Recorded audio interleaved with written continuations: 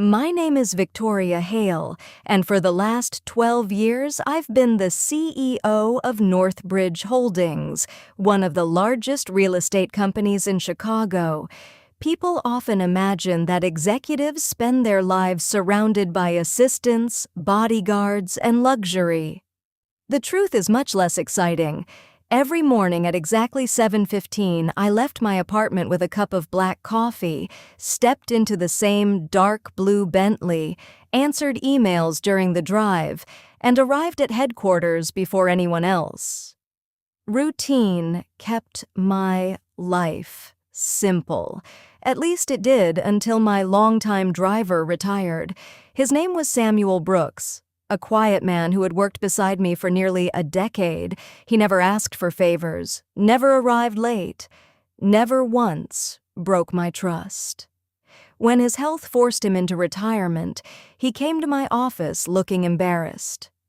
"There is one thing I'd like to ask," he said. "My son Ethan recently lost his job. If you're hiring, could you give him a chance?" Samuel had earned that favor 100 times over. 2 days later, his son became my new chauffeur. During its first few weeks, Ethan seemed responsible. He was polite, professional. His driving was excellent. I even called Samuel to tell him he had raised a respectful young man. I wish I hadn't. Everything changed one Monday morning. When I walked outside, someone was already sitting in the front passenger seat. A young woman wearing oversized sunglasses was fixing her makeup in the mirror as if she owned the car. Ethan hurried out before I could ask. "Good morning, Miss Hale." He smiled awkwardly. "This is my girlfriend, Madison. She works downtown. Her office is only a few blocks from yours, so I thought I'd drop her off first." It sounded harmless. The route barely changed, so I simply nodded and climbed into the back seat. Madison never even turned around to greet me. Instead, she stared into the mirror for a brief second before returning to her phone. I assumed she was shy. I couldn't have been more wrong. The next morning, she was there again, and the morning after that. Within 2 weeks, it became routine. Every single day. She occupied the front seat like it belonged to her. Sometimes she filmed TikTok videos inside the Bentley. Sometimes she posed for selfies with captions like, "Morning rides just hit different." I ignored it. Young people enjoyed showing off online. That wasn't my business. What caught my attention was the way she looked at me every morning. The exact same expression. Disgust, not curiosity, not annoyance, actual disgust. One afternoon after I stepped out at headquarters, I realized I had forgotten my tablet. When I opened the rear door again, Madison was spraying perfume all over the back seat. She wrinkled her nose dramatically.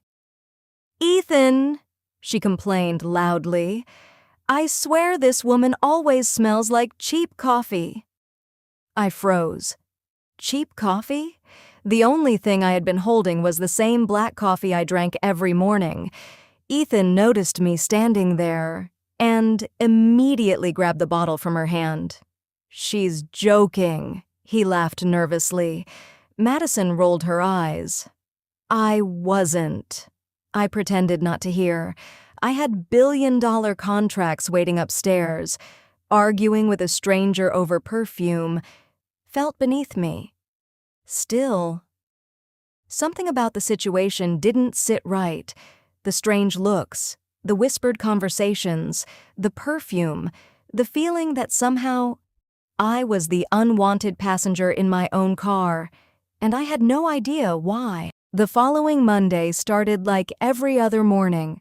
I walked downstairs with my coffee, expecting another quiet ride to the office. The Bentley was already waiting. Madison sat in the passenger seat scrolling through her phone, while Ethan stood outside holding the rear door open. "Morning, Miss Hale." His smile looked forced. I stepped toward the back seat. Then I stopped. A bright yellow sticky note was attached to the leather.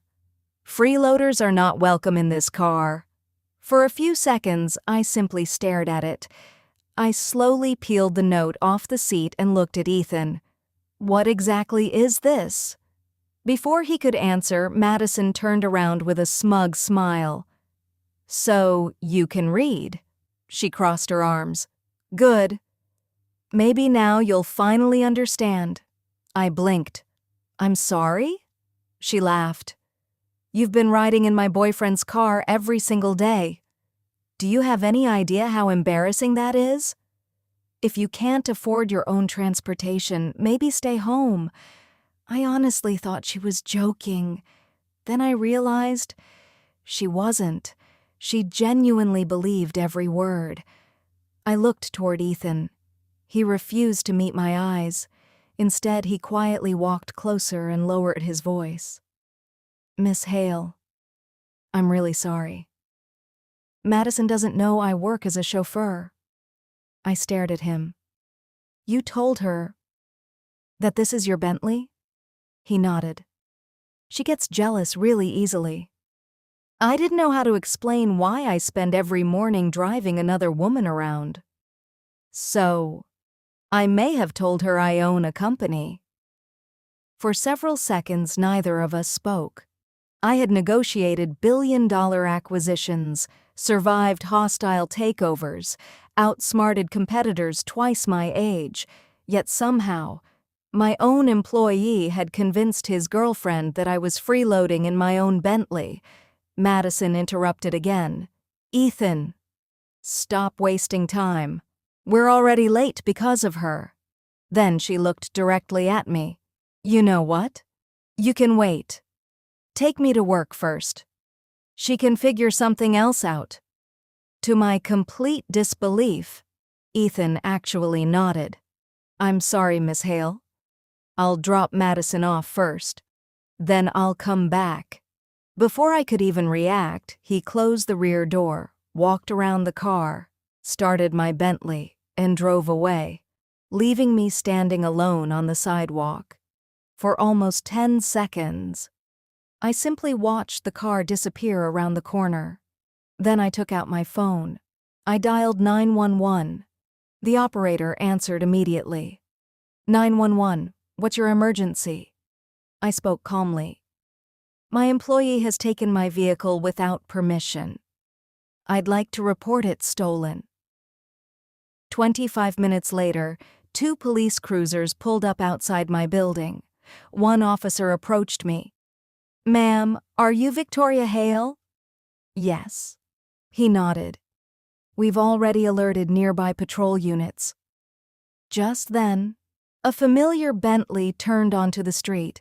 It stopped so suddenly the tires squealed. Ethan practically jumped out before the engine had even shut off. His face had turned completely white. "Miss Hale! What happened? Why are the police here?" One officer stepped forward. "Sir, did you take this vehicle without the owner's authorization?" Ethan immediately started shaking his head. No, officer. It's a misunderstanding. I work for Miss Hale. I'm her driver. I just made one stop." He looked at me desperately. "I brought the car back. See?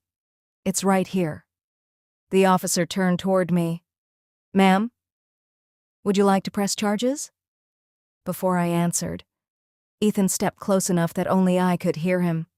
"Please." "My dad. You know how much Samuel respected you. He's still recovering. If I get arrested, it'll destroy him. I made a stupid mistake. It won't happen again." Hearing Samuel's name made something inside me hesitate. His father had spent 12 years protecting me, never once abusing my trust, never once lying. Because of that man, his son was standing here at all. I closed my eyes for a second, then looked at the officer. "No, I'm not pressing charges. Today." The officer nodded. "If anything similar happens again." Call us immediately. I will. As soon as the patrol cars left, Ethan let out a breath so heavy it sounded painful. Thank you. Thank you so much, Miss Hale. I swear, you'll never see Madison in this car again. I looked at him for a long moment, then quietly said something he didn't expect. I hope you're telling me the truth, because this is the only second chance you'll ever receive. Ethan nodded so fast it almost looked painful. At that moment, neither of us realized the worst hadn't even begun. The next Monday, Ethan arrived exactly on time. No excuses, no passenger, no perfume filling the cabin, no loud music, no Madison. The car was spotless. He stepped out quickly, opened my door, and kept his eyes on the ground. Good morning, Miss Hale. Morning. The drive to Sterling Global Headquarters was silent. For almost 2 weeks, everything seemed normal again. Or at least, that was what Ethan wanted me to believe. Then the strange delays started. At first, 5 minutes. Sorry, Miss Hale, traffic. The next day, 7 minutes. There was construction. 2 days later, 10 minutes. My alarm didn't ring. Every explanation sounded reasonable on its own, but together, they formed a pattern, one I didn't like. People who lie rarely stop after the first lie. They simply become better at inventing new ones. One Friday afternoon, I decided to test something. Instead of waiting for my usual pickup time, I called Ethan unexpectedly. He answered after 3 rings. Miss Hale? Where are you? A short pause. I'm getting the Maybach serviced. At 4 in the afternoon? The mechanic called earlier. It was urgent. I'll be finished soon. I smiled. Don't rush. I'll manage. After hanging up, I called another driver from the company's transportation department. Take me to Willow Ridge Estate. My private villa. 40 minutes later, we turned onto the quiet street leading to my property. Then, I froze. My black Maybach was already parked outside, perfectly clean, perfectly undamaged, exactly where Ethan claimed it couldn't be. The temporary driver looked confused. Miss Hale, isn't that your vehicle? Yes, it is. I stepped out slowly. Something inside me already knew. Whatever waited behind that front door wasn't going to be good. The music hit me first, bass so loud the windows vibrated, then laughter, dozens of voices. I pushed the front door open and instantly wished I hadn't. The marble entrance hall looked like the aftermath of a nightclub. Beer bottles covered the floor. Designer pillows had been thrown everywhere. Someone had spilled red wine across an antique Persian rug worth nearly $80,000. Pizza boxes, cigarette ashes, broken glasses, even muddy footprints across the white staircase. Every single thing inside that house belonged to me. Every single thing was being destroyed. Then I heard her voice. Madison.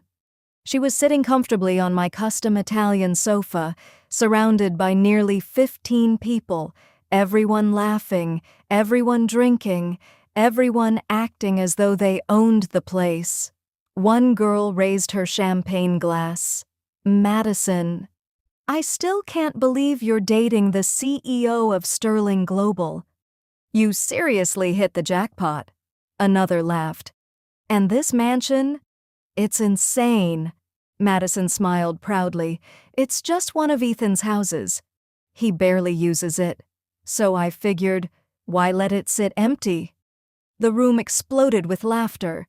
Someone shouted, "Our future billionaire wife!" Madison raised her glass. To successful men! And to never dating broke guys again. Everyone cheered. I stood silently near the entrance, watching, listening. Nobody noticed me, until one guest turned around. His smile disappeared instantly. Madison, I think someone's here." She slowly turned toward me. For 1 second, her face showed confusion, then irritation. "Oh, you again." She stood up, walked directly toward me, crossed her arms. "What are you doing here?" I looked at her calmly. "I should be asking you the same question." She laughed. "Amazing. You followed Ethan here too? You're actually obsessed." One of her friends started recording with their phone.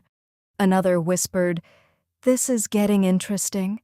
Madison looked me up and down with open disgust.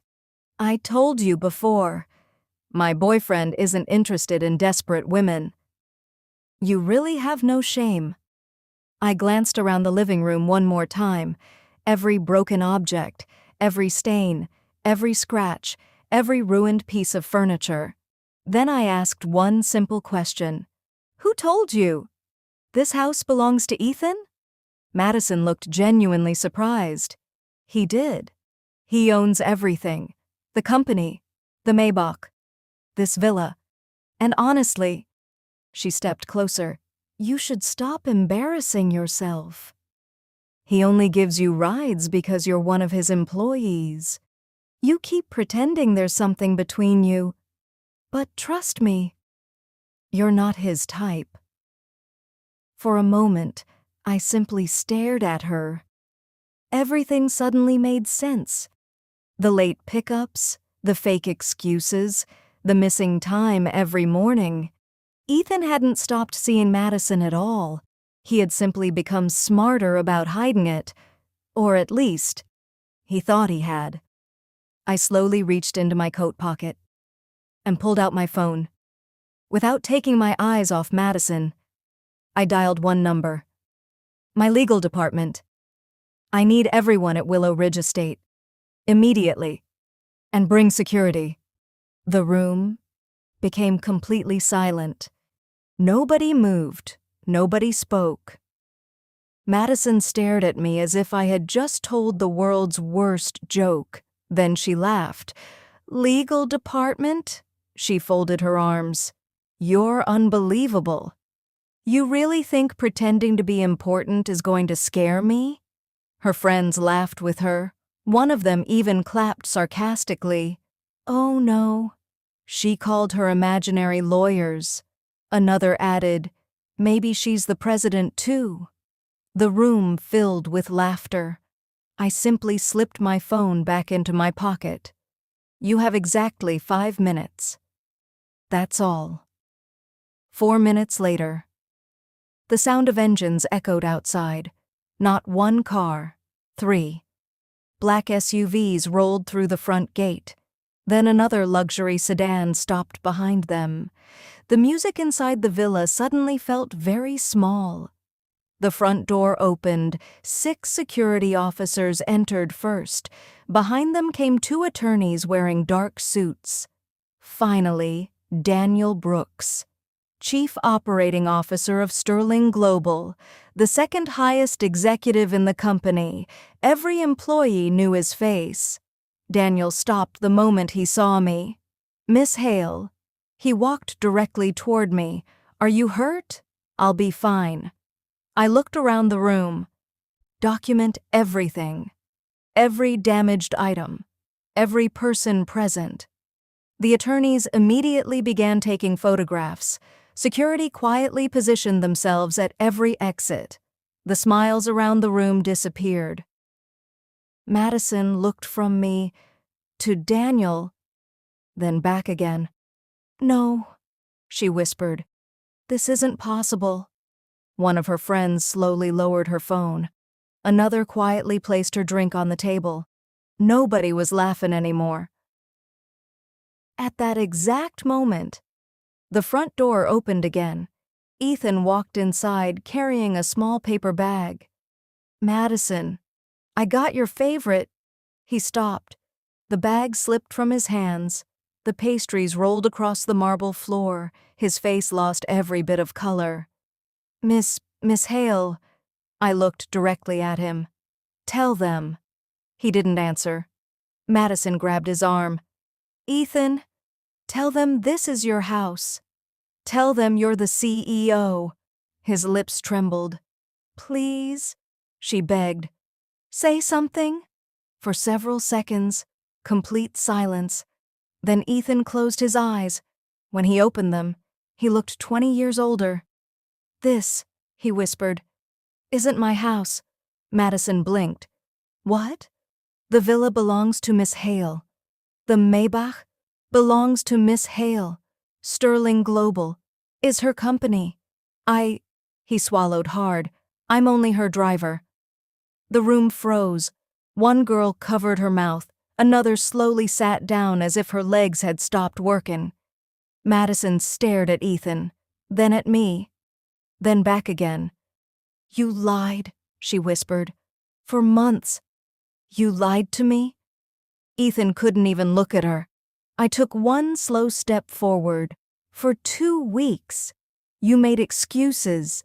You lied about traffic. You lied about repairs. You lied about everything. You ignored the second chance I gave you. I looked around the destroyed living room, my home, my property, my trust, all because you wanted to impress someone. Police sirens echoed outside. A few seconds later, 2 officers entered the villa. Daniel handed them a folder. Our legal department has already prepared the initial report. Security footage, vehicle GPS records, property ownership documents, and witness statements. The lead officer nodded, then turned toward Ethan and Madison. We'll need both of you to come with us. Madison immediately burst into tears. No, I didn't know. He told me everything belonged to him. She pointed at Ethan. He lied to me. The officer answered calmly.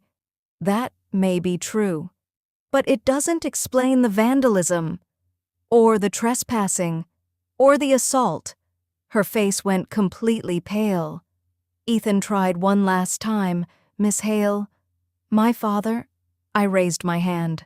No, my respect was for your father, not for the man you chose to become. You already spent your second chance. There won't be a third. 3 months later, Sterling Global won every civil case. The damage to the villa was paid through court orders. Ethan lost his job and every recommendation he could have received. Madison's social media fame disappeared almost overnight after the truth became public. As for me, I restored the villa exactly the way it had been. The broken furniture was replaced. The walls were repaired. Life moved forward. One Monday morning, a new driver opened the Maybach door for me. Professional, punctual, respectful. The passenger seat was empty, as it should have been. Sometimes people think they can borrow someone else's success, someone else's wealth, someone else's identity. For a while, it may even fool the world, but borrowed lives always have an expiration date, and eventually, the truth always drives home first. The End CNN.